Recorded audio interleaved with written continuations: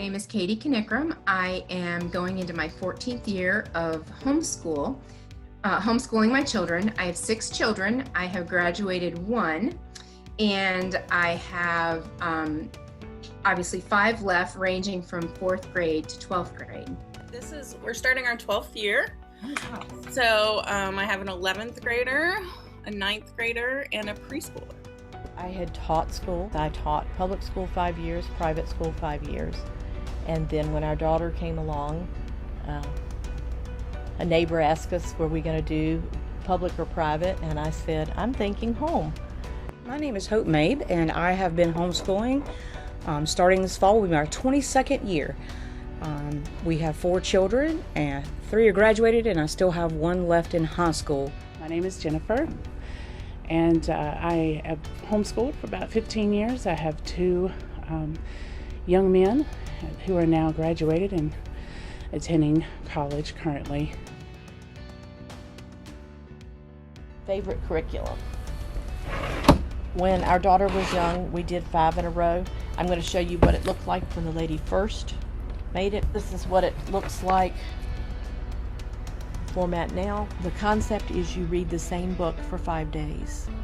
So on Monday, you read the book out loud. You cut out a little disc that has a picture that represents the book, and you place it on the map. I just grabbed open one to this lesson, The Little Red Lighthouse and the Great Gray Bridge. It was not a book I was familiar with. And then the second day you read the story again, and then you pick one of the activities. But each day that you read the book, you do one activity. But that was one of the things that helped my daughter's love of learning to continue. So that's one of the things that you can find here used. Sometimes you're going to need to review and ask questions. You're going to have to look at the material. Here you've got 6 weeks to bring materials back. A lot of curriculum, even some that we carry here, will give you an online sample where you can do the first, say, 7 or 8 pages to see if it's a good fit and see if it's the right level for your child. One of the questions on here is, do we offer digital or online curriculum? We do have Switched On Schoolhouse. We have them for each grade, 1st through 12th. We can order more. You plug it into a computer and load the courses. There are some parent controls that can set the number of problems the child has to do before they can move on, or whether spelling errors will be accepted. Bob Jones and Abeka have online options. They have also video classes that come on disc, that come to your house that you can watch. For reading, we have Abeka readers. Bob Jones we carry new and used. Abeka's only used. We have All About Reading, very popular curriculum. We are one of the few places that carry it used. We make sure that people get a complete set, or they're replacing a part that's been lost or damaged. We have All About Spelling, Bob Jones Spelling, A Reason for Spelling, Purposeful Design Spelling, Rod and Staff Spelling, Spectrum Spelling, Christian Liberty Press Spelling.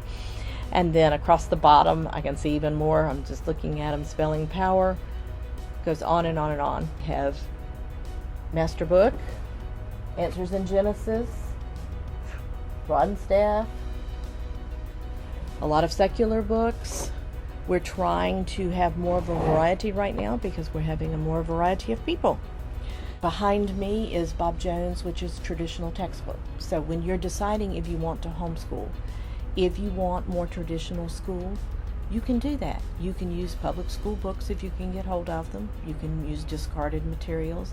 There are a lot of books that you can buy online, a lot that we have here. Or you can use materials designed specifically for homeschool.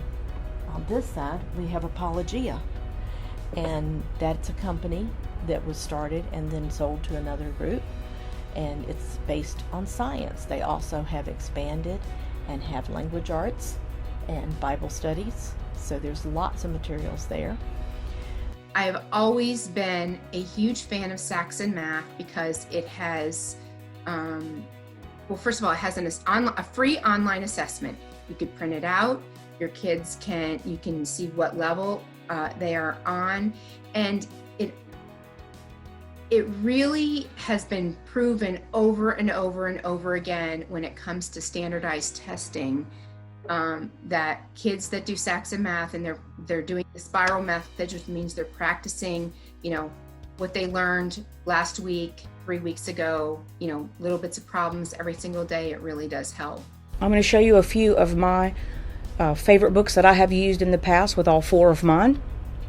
That helps to get organized and to keep things organized and kind of on track. Gives you great ideas on how to do some literature based things and also some electives as well.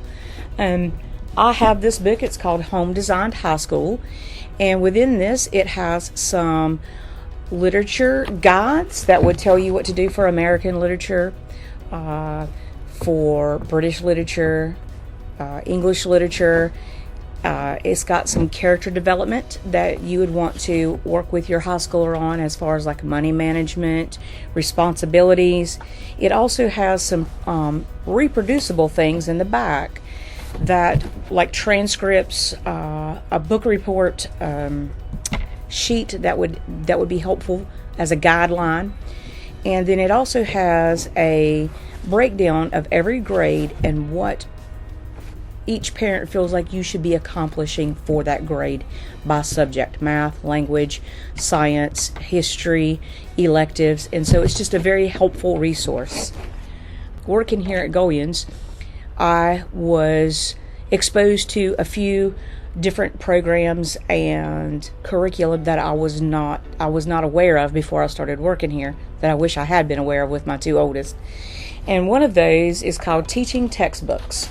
And teaching textbooks for the high school is 1 page a day, because their philosophy is up through 7th or 8th grade they should know all the basic grammar facts. They do 1 page a day to reinforce, and then they're going to use daily in their research papers, writing out the answers to their homework questions or their end of chapter questions. They're going to use the knowledge that they've already gained in elementary school and middle school, and they're putting it into practice during high school. So this is what I use for grammar. For math, I really love the teaching textbooks. It's a DVD program, and then most recently they have a 3.0 where everything is on the computer. It has a teacher in the background, and you have like a whiteboard, and then he goes through step by step to explain each fact to the child so that they can grasp the concept of what they're teaching that day. And so, like I said, that just took a lot of pressure off of me as a parent. And it also frees up maybe some time if you are working from home or have a public job, that that they can sit down and do the math lessons on their own. Absolutely love, for history, the Knotgrass history. It's very informative, it's very easy to read, and there are so many facets that come with this through the literature. If you read the literature program that goes with the history, that counts as your literature course as well. It correlates with what you're studying in the book, and it just reinforces what they're reading every day. And this is just good quality history that I am a huge fan of personally. And then for science, I really like the 101 series. Our family is we can do science, but we don't prefer science. We're more of a literature and history fans, and every family works differently, of course. But we like the 101 series because it has everything that you need in one DVD case. You have lectures, you have a PDF format that has the book, it has labs, it has the test and test key, and it also has a scope and sequence that I ran off, which is what the student needs to be doing every day, but it's the parent's guide to make sure that your child is doing what they need to do every day. And those are just a few of my favorites. My sons, they did well to start out with the traditional curriculum, but as they got older, they needed more hands-on, they needed more activity. And eventually we found the Charlotte Mason, Simply Charlotte Mason, which we have some right here. This is the Simply Charlotte Mason. It is Genesis through Deuteronomy, and they study ancient Egypt, and they put the Bible into it. They have some language arts in there, but this is mainly their history. They use living books, but they use a story form, a narrative form. As the child listens to this information or they read that information, then they narrate back to you, whether it's orally or whether it's writing it down. They narrate it back to you, and that helps them to learn and retain that information that they just heard. My Father's World, this is an example of the teacher book from My Father's World. These are what we consider, or some consider, integrated studies, and I always suggest to these type of materials for especially for families of any size, but families that may have 2 or more children. A lot of times you have so much curriculum out there that if you have more than one child, sometimes it's best to have the same history or the same science for your entire family, and do history and science as a family. Absolute minimum, that you have to spend per year is $20 for your annual test. And if that's all you can spend, then there's enough free resources out there that you can make it work. And that's all you have to spend. So it's a trade-off between time and money. So how much time do you want to put into it versus how much money do you want to put into it?